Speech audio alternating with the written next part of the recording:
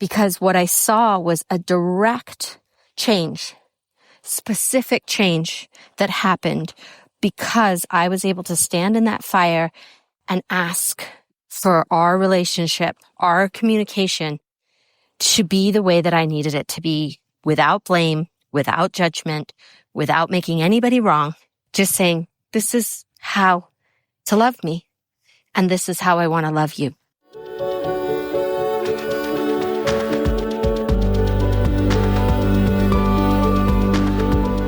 We've all come here with a divine purpose, traveling on a stream of cosmic dust from the stars into our mother's wombs, born into this precious life. It is no accident that you are here, my love, on earth, in this moment, in this body. You are here longing to find your place, to align with your purpose, to embody your passions and to live into the dreams of your heart. Yet so often we get caught, suspended in the tangle of life, not able to move forward, not able to find solace and comfort in a world that has forgotten the truth of our existence. As we begin to remember, as we peel back the layers, as we come together to uncover our unique gifts and reconnect with our authentic selves, we are able to see another way of being, a new possibility, a different life waiting to be lived. I have experienced on this complicated and wild journey of life that when we connect with the story of our soul, it will show us the magic of this life that we have been missing. It will open a window into the very heart of who we truly are, of who we came here to be, and gives us answers to our ever-asking why. Hello, hello, hello. Incredible, courageous souls. So, boundaries. Ooh, right? Oh, we need them. We struggle with them. We can't live without them. We can feel incredibly spicy when we need to lean into them, when we need to set them and share them. And they bring up so much, right? I, myself, did not grow up knowing what a boundary was. Our family did not have them. Was probably even in my 30s, early 30s, before I even understood what a boundary was. I never learned them. There was no conversation around them. We were incredibly codependent as a family, which tends to happen, right, when you grow up in trauma situations. Boundaries just don't exist. And then our life is really unmanageable. And we start doing some growth work. I'm talking about myself here. And then we realize that we need to figure out what boundaries are. And not just our boundaries, but also what it means to respect other people's boundaries as well. I didn't know even how to respect another person's. It's not just that I didn't have any. I didn't respect other people's boundaries. I didn't know how. Nobody had taught me. And when I was met with someone else's boundary, well, that just activated all my abandonment issues and my self-doubt and self-loathing and all the things, right? Because somebody was just trying to set a boundary and ask for what they needed in a situation. But I took it so incredibly personally because they were asking me not to do something or asking me to do something or whatever the boundary was, right? But to me, it was an act of unspeakable sort of things of, you don't want to be around me? Oh my gosh. And I messed up and I hurt you and just so spinning in this sea of not understanding boundaries. And now one of the best definitions that I have learned about boundaries is this. Boundaries teach people how to love us more. When I heard that, something inside me came alive. By that point, I had done a lot of boundary work. I'd heard many definitions and understandings of what boundaries were and were not and who they were about and all kinds of things, right? And also exploring energetic boundaries too. So not just physical and emotional, but also energetic boundaries. But when I heard that definition, something in me came alive because it really is the truth of what boundaries are about. We can get tangled up in this idea that with setting boundaries, we are keeping people out.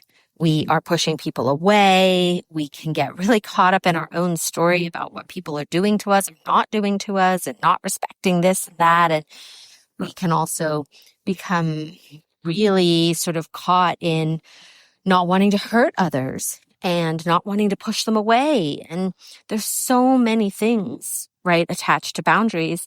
And yet, in this simple definition, it really comes down to what boundaries are about.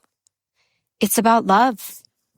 It's about letting people know how they can love us, what we need, what we require of their love of us.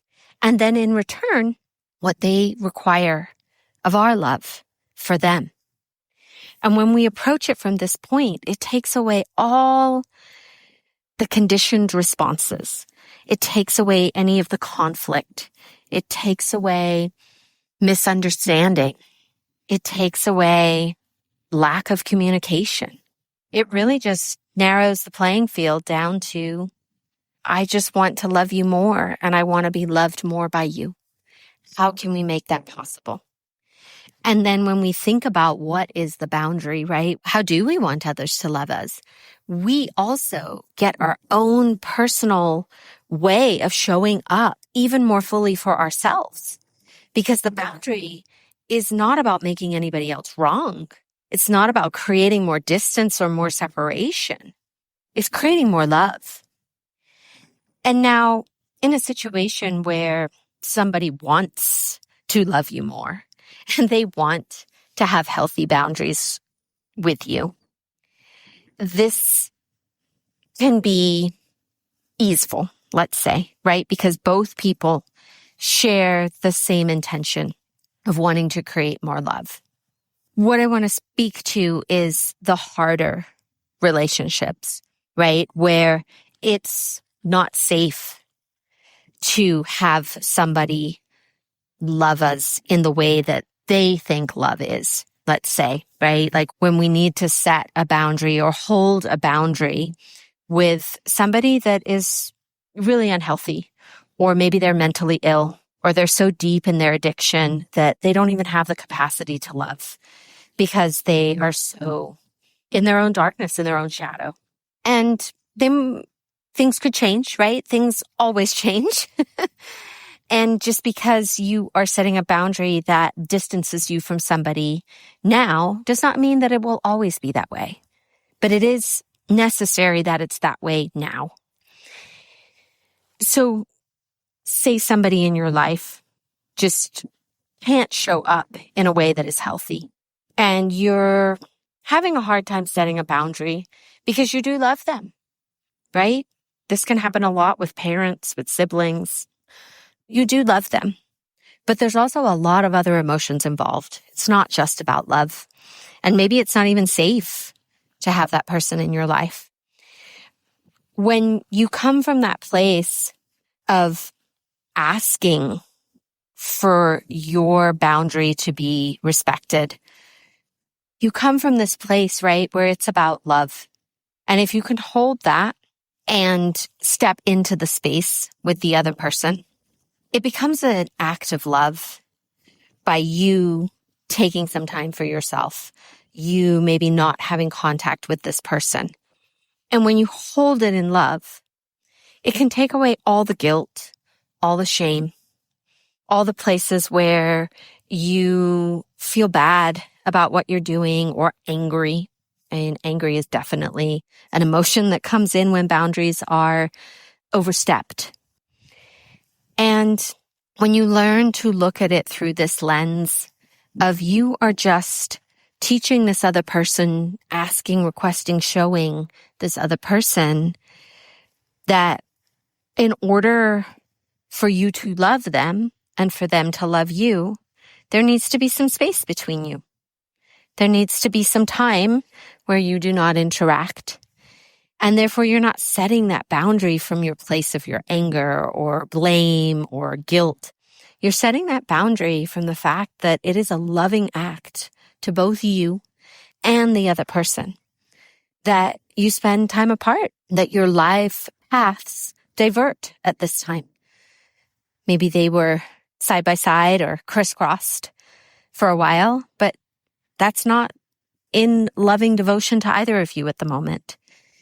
And then if we look at it right through the lens of a healthier relationship. So I'm going to use an example of my own parents to maybe bring this a little bit more clearer for you. So back to codependency, no boundaries, all the things, right?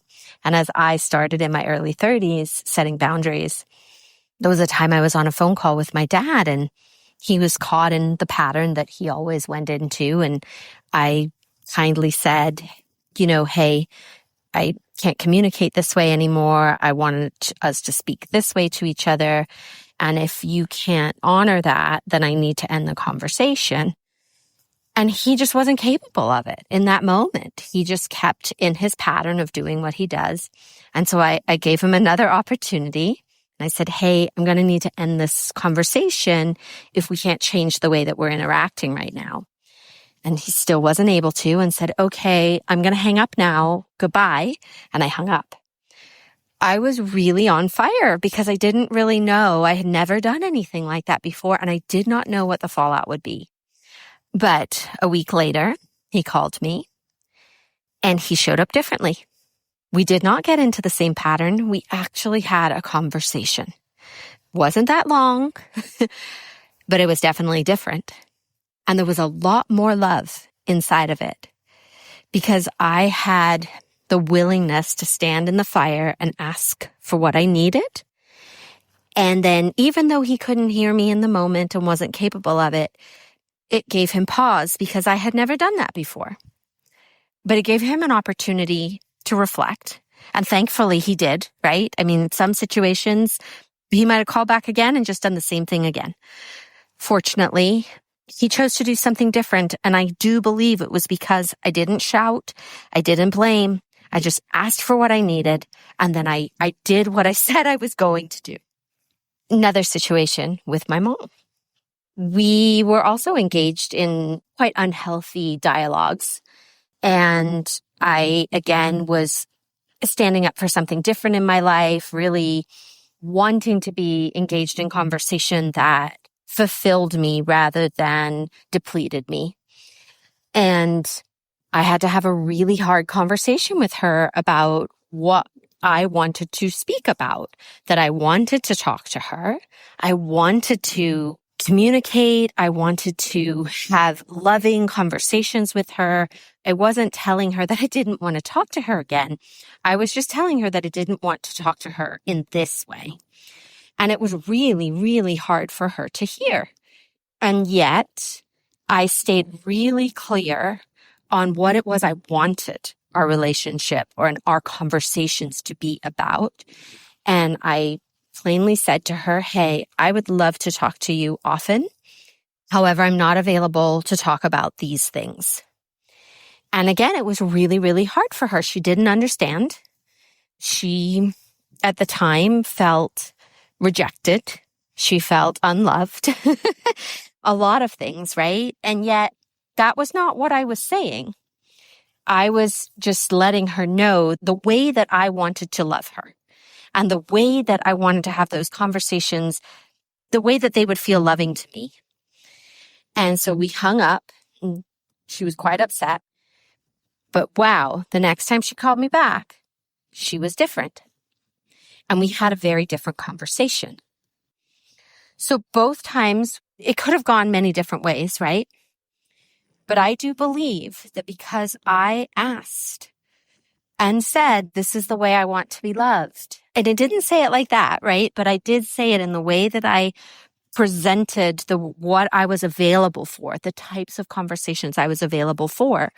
By laying that out on the table, both my mom and my dad had an opportunity to take that and do something different with it. Because I didn't blame them.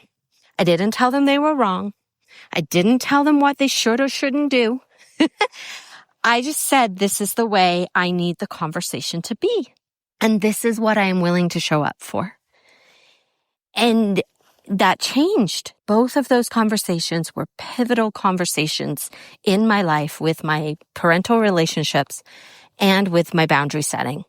Because what I saw was a direct change, specific change that happened because I was able to stand in that fire and ask for our relationship, our communication to be the way that I needed it to be, without blame, without judgment, without making anybody wrong, just saying, this is how to love me, and this is how I want to love you. Does that work for you? So this is powerful, powerful medicine. And I would love to hear who in your life, right? You can choose somebody that it's easy with, but wow, I just dove in and chose the 2 hardest relationships in my life to start my boundary setting with. And I had an exponential result from it. And this is possible for you too, right? This is available for you. And I'd love to hear who you're choosing and what is it? Get really clear on what you want that relationship to be like. Not the way that it is, not the way that it should be in quotes, or what the other person should be doing and how they need to show up for you. It's nothing to do with that, right? It's you getting crystal clear on what you are available for. How do you want to be loved, and how are you willing to love? And when you get really clear on those parameters, move that into one of your spicy relationships. See what happens. Let me know. I love you.